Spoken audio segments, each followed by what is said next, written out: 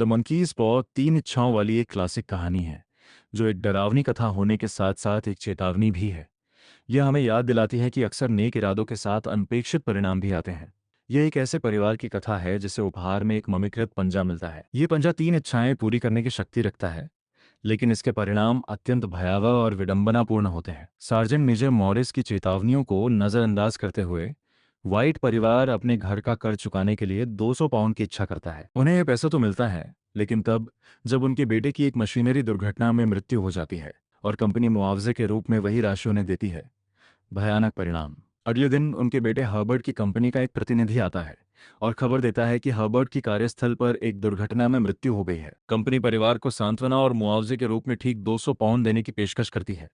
दूसरी इच्छा बेटे के शोक में व्याकुल होकर मिसेस वाइट अपने पति को मजबूर करती हैं कि वे दूसरी इच्छा का उपयोग करके अपने बेटे को दोबारा जीवित करें। तीसरी इच्छा तभी मुख्य द्वार पर एक भयानक दस्तक शुरू होती है। मिस्टर वाइट को डर लगता है कि दरवाजे के बाहर उनके बेटे का क्षत विक्षत शव खड़ा है। उस भयावहता को रोकने के लिए वे अपनी अंतिम इच्छा का उपयोग करते हैं और दस्तक बंद हो जाती है। कहानी के प्रमुख विषय सावधानी, अपनी इच्छाओं के बारे में सावधान रहें। गलत तरीके से मांगी गई इच्छा के विनाशकारी परिणाम हो सकते हैं। भाग्य ये कहानी सिखाती है कि भाग्य के साथ खिलवाड़ नहीं करना चाहिए। जो नियति में है उसे बदलने की कोशिश दुख लाती है। लालच बनाम संतोष जो हमारे पास पहले से है, उससे अधिक की अनावश्यक चाहत रखना खतरनाक हो सकता है।